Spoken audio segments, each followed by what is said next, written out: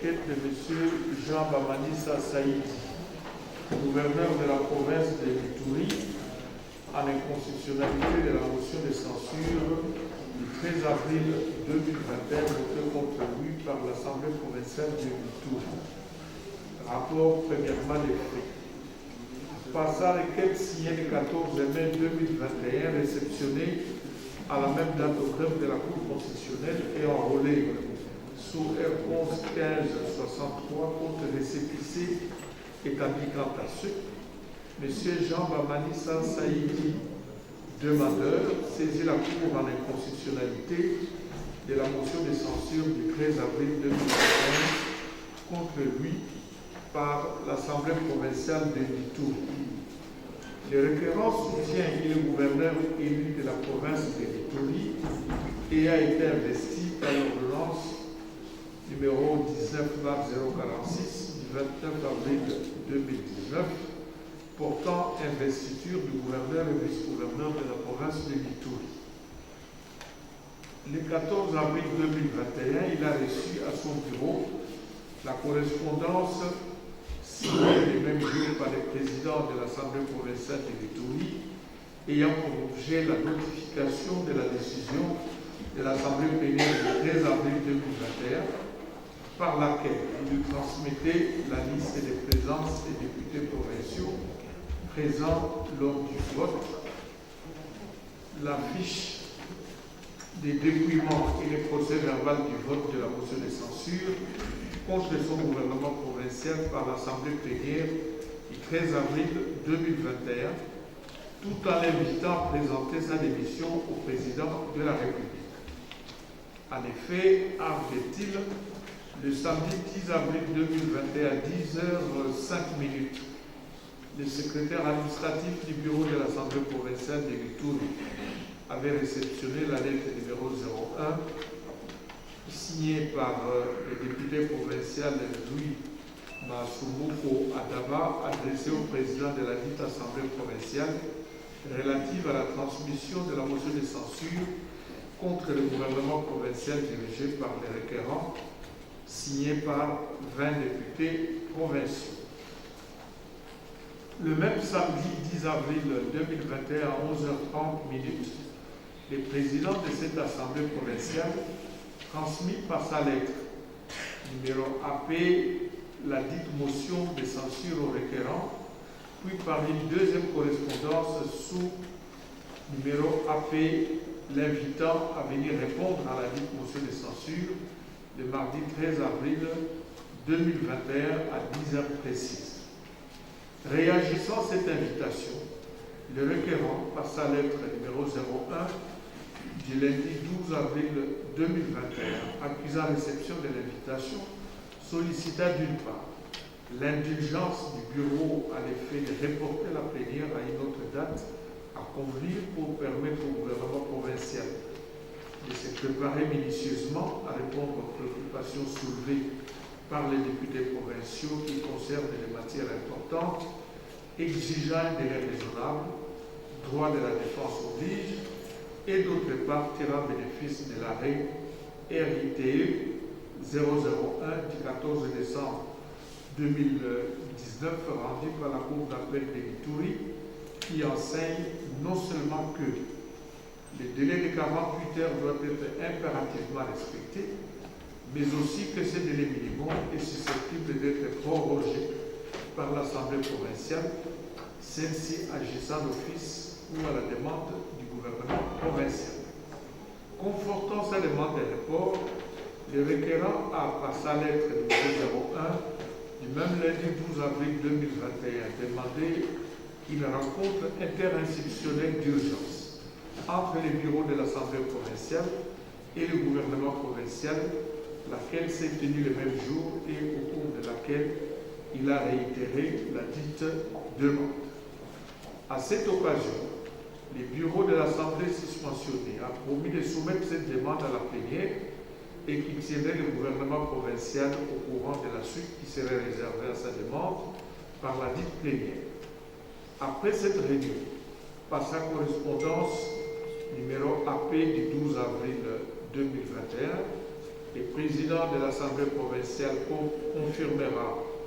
la position du bureau exprimée par la réunion interinstitutionnelle en réponse à la lettre du requérant en ces termes. Je cite: il appartient à l'Assemblée plénière, l'organe suprême de l'Assemblée provinciale, d'accepter ou de refuser votre demande conformément à l'article 9, alinéa 1er du règlement intérieur. Fin de la citation. Il poursuit que, dès le matin, le mardi 12 avril 2021, jour prévu pour la tenue de la dite plénière, il y a eu des manifestations de la population à travers la ville de Bunia qui ont paralysé toutes les activités et entraîné la fermeture des bureaux, des magasins et autres activités commerciales, créant ainsi une psychose à travers la ville. Dans la foulée, il y a eu des scènes de pillage des boutiques aux alentours du cabinet du gouverneur par une foule surexcitée, menaçant de s'en prendre aux installations publiques, surtout que la veille, un membre du cabinet du gouverneur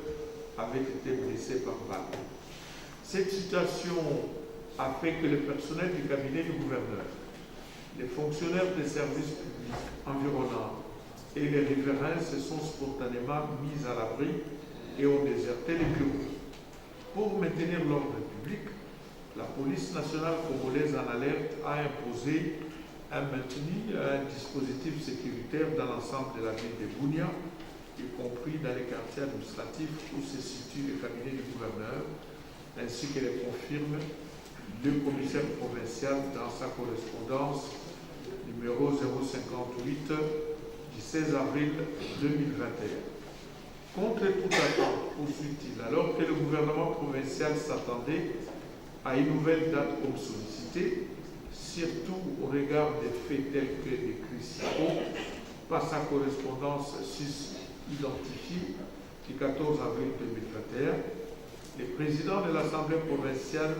surprendra les requérants par la notification de la décision de l'Assemblée plénière du 13 avril 2021, telle que précisée ci-haut.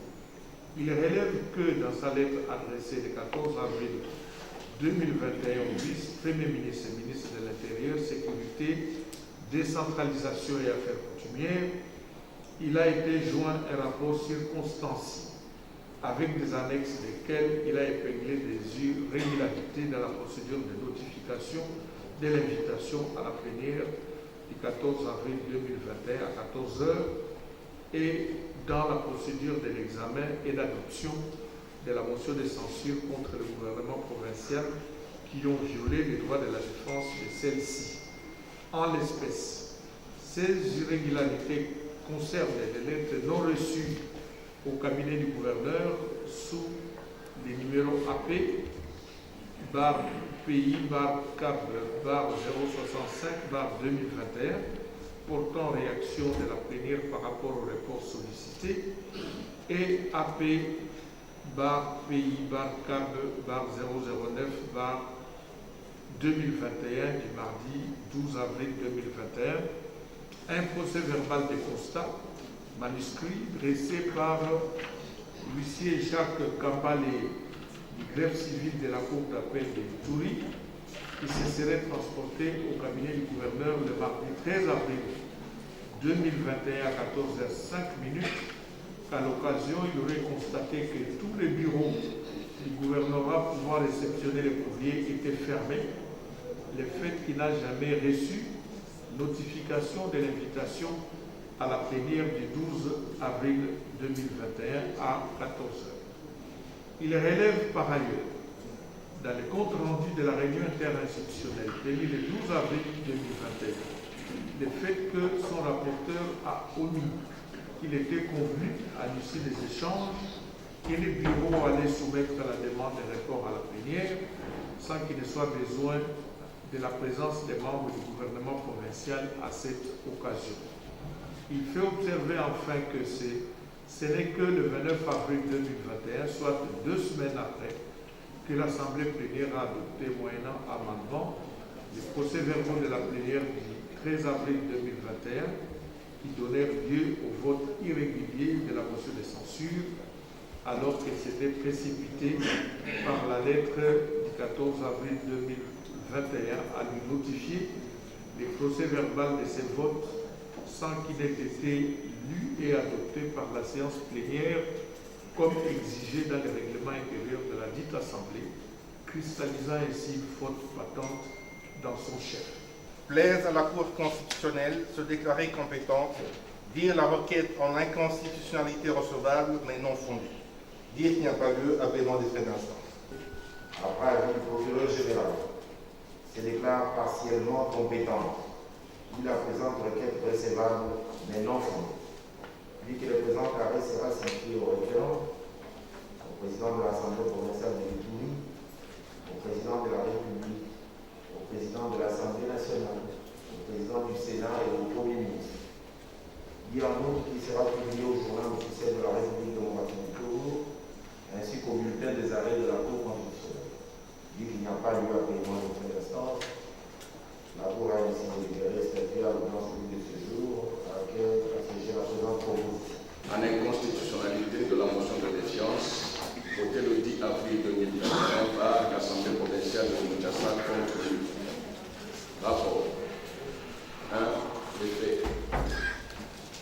Par requête déposée au greffe de la Cour constitutionnelle le 26 mai 2021, contre récépissé du même jour et condamné sous les lettres contre 1568, M. Mbungu Néron, vice-gouverneur de la ville de Kinshasa, sollicite de la Cour constitutionnelle de déclarer inconstitutionnelle la motion de défiance votée le 10 avril 2021 par l'Assemblée provinciale de Kinshasa contre lui. Le requérant relate que, par sa lettre référencée Néron Mbungu du 3 mars 2021, il avait saisi le président de l'Assemblée provinciale de la ville de Kinshasa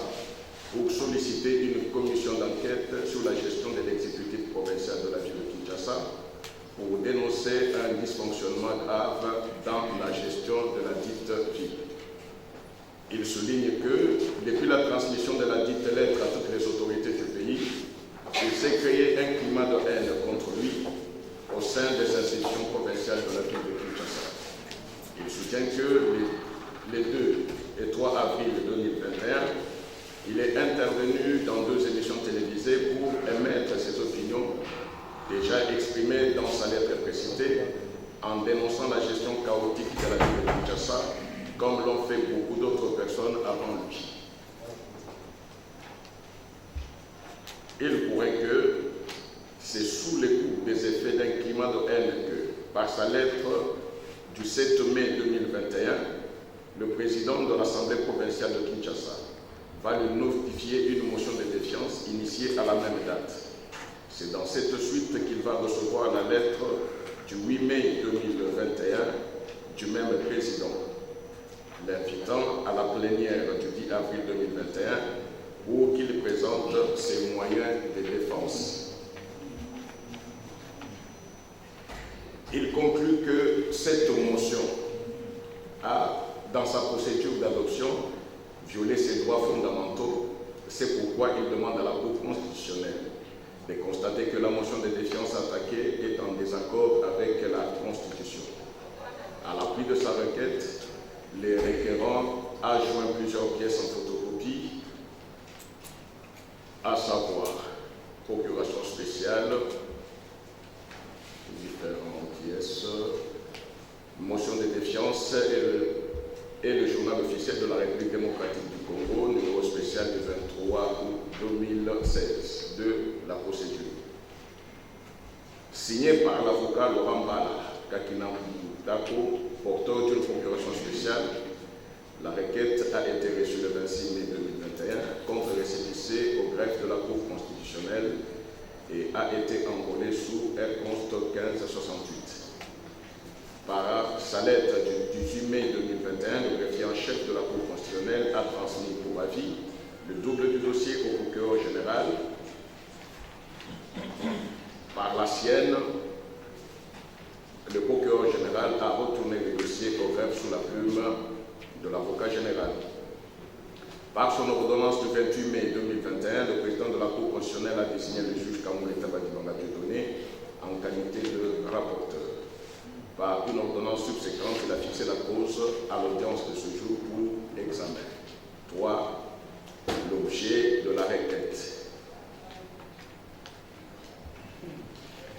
La requête vise l'inconstitutionnalité de la motion de défiance votée par l'Assemblée provinciale de Kinshasa en date du 10 avril 2021. 4. Les moyens d'inconstitutionnalité. Le requérant fonde ses prétentions sur 3 moyens. Le premier tiré de la violation des articles 12 et 23 de la Constitution, qu'il développe concomitamment en ce que plusieurs députés nationaux et provinciaux ont émis des opinions sans jamais faire l'objet de motions de défiance et lui se voit être privé du droit à l'égalité de tous devant la loi en faisant l'objet d'une motion de défiance du fait de s'être exprimé à travers les médias demandant une enquête sur la gestion de la ville de Kinshasa. Ainsi, pour lui, l'Assemblée provinciale l'a sanctionné du seul fait d'avoir dénoncé les actes de malversation et de mégestion déjà décriés par d'autres personnes avant lui. Le deuxième moyen est déduit de la violation de l'article 13 de la Constitution qui garantit la non-discrimination des Congolais devant la loi au motif qu'il fait l'objet de discrimination de la part de l'Assemblée provinciale de Kinshasa car cette motion lui prive de manière discriminatoire le droit à la liberté d'expression dont jouissent les autres acteurs politiques des institutions de la ville de Kinshasa. Le troisième moyen est tiré de la violation de l'article 19 alinéa 3 de la Constitution en ce que la motion a été adoptée sans tenir compte de sa demande pertinente et justifiée, sollicitant un report pour lui permettre de préparer sa défense. Explicitant ce moyen, le requérant précise que sans daigner répondre à cette demande, le président de l'Assemblée provinciale de Kinshasa a persisté et passé la motion au vote, lui privant ainsi le droit de se défense. Plaise à la Cour constitutionnelle se déclarer compétente, dire la présente requête irrecevable pour défaut de qualité dont le chef de l'avocat signataire de la requête, non porteur de la procuration spéciale, du moins dans le dossier du parquet général. Dire qu'il n'a pas lieu à paiement des frais d'instance. La Cour, déjà en matière de droit de constitutionnalité, se déclare compétente, déclare la requête recevable mais non fondée, dit qu'il n'y a pas lieu à paiement des frais, dit que le présent arrêt sera signifié au requérant, au président de la République, au président de l'Assemblée nationale, au président du Sénat, au Premier ministre, ainsi qu'au président de l'Assemblée provinciale